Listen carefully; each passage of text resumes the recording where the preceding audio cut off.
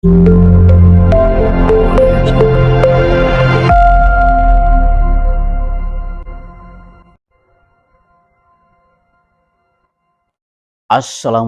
warahmatullahi wabarakatuh, pelutus yang berbahagia dan seluruh sahabat di Indonesia. Berjumpa kembali di Hasil Mudika Channel. Kali ini kita akan mengetengahkan sebuah topik tentang bagaimana putusan MK yang akan diputuskan dalam waktu dekat ini.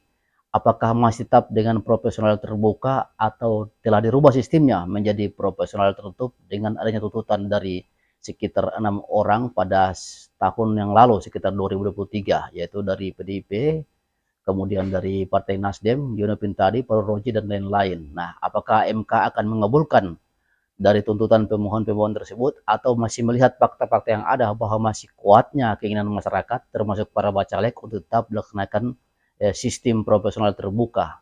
Karena dari konferensi pers beberapa partai yang ada di parlemen, sekitar 8 fraksi, 8 partai, mengatakan ada sekitar kurang lebih sekitar 300.000 bacalek akan kehilangan hak konstitusionalnya ketika sistem pemilu dirubah. Karena saat mereka mendaftar sebagai bacalek beberapa minggu yang lalu, beberapa bulan yang lalu, yaitu sistem yang ada masih sistem terbuka. Jadi mereka dengan yakin bisa dipilih oleh masyarakat karena mereka menganggap mempunyai kemampuan, mempunyai kapasitas dan dikenal oleh masyarakat. Sehingga dengan berbagai cara mereka telah memperkenalkan diri, mensosialisasikan diri kepada masyarakat di tiap-tiap daerah, dan sehingga pada saat pendaftaran mereka ikut mendaftarkan diri sebagai caleg di berbagai tingkatan. Nah, ketika sistem pemilu dirubah, maka sistem pun dirubah dari memilih orang menjadi memilih partai. Nah, karena ini mereka akan kehilangan hak konstitusional mereka, sehingga bisa jadi mereka akan berbondong-bondong ke Jakarta untuk menuntut ganti rugi, baik ganti rugi material maupun ganti rugi yang lain seperti psikis, karena mereka merasa telah dipermalukan tidak jadi caleg di tiap tingkatan. Nah, ini yang perlu dipantau dan perlu dibahas pada berbagai tempat, termasuk pada video kali ini.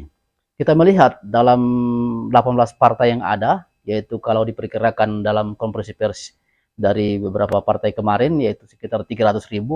Kali ini kita coba mengangkat bagaimana misalnya DPR RI saja yang diperhitungkan.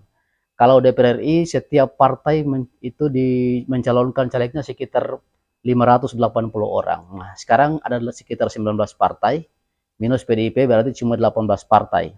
Kalau 18 kita kalikan 580 berarti sekitar 10.000 lebih calon dari DPR RI. Nah, perkembangan yang ada, seperti saya pernah memantau salah satu calon DPR RI dari sebuah partai yang dulu sempat saya menjadi tenaga ahli di dalamnya, baru bergerak sekitar 5 bulan, yaitu sekitar Januari sampai hari ini, dan bergerak di sebuah dapil yang cukup luas dengan sekitar 13-an kabupaten kota, dan walaupun cuma bergerak tidak penuh di kabupaten yang ada, cuma setengah kabupaten, dalam waktu 5 bulan saja sudah bisa menghabiskan dana sekitar 2 miliar, yaitu untuk gerakan sosialisasi, pemasangan baliho, stiker, pertemuan-pertemuan, dan gerakan-gerakan lain yang dilakukan. Bagaimana dengan caleg-caleg lain yang sudah bergerak sejak tahun 2022? Jadi ini perlu diperhitungkan oleh Mahkamah Konstitusi, bahwa cukup besar dana yang telah dikeluarkan. Kalau kita hitung caleg DPR RI saja yang sekitar 10.000 orang ini, itu dari tahun 2022 sudah bergerak penuh dengan baliho-baliho yang mereka pajang, stiker-stiker, pembuatan tim.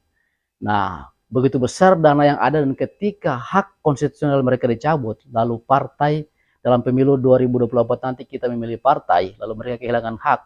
Dan ketika caleg-caleg DPR ini menuntut ganti rugi, ini cukup besar. Ini baru DPR RI, belum DPR provinsi dan kabupaten kota. Sehingga mungkin ini bukan mengada-ngada seperti dalam konferensi pers tersebut, tapi ya mereka tidak salah karena waktu mendaftar yaitu masih sistem proporsional terbuka. Mereka percaya diri karena merasa mewakili konstituen masing-masing. Nah, ketika hak konstituen mereka dicabut, mereka kehilangan itu. Nah, apakah tidak diperhitungkan oleh MK atau pemerintah bahwa telah merugikan bacalek yang telah lama berjuang di lapangan?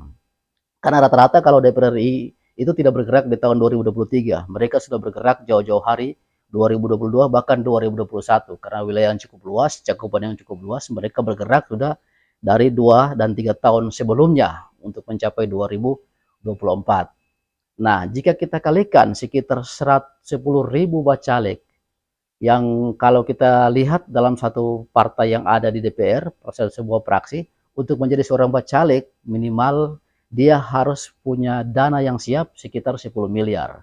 Nah, jika tidak mempunyai dana sekitar 10 miliar, maka caleg tersebut dianggap tidak serius, hanya penggembira, seperti itu.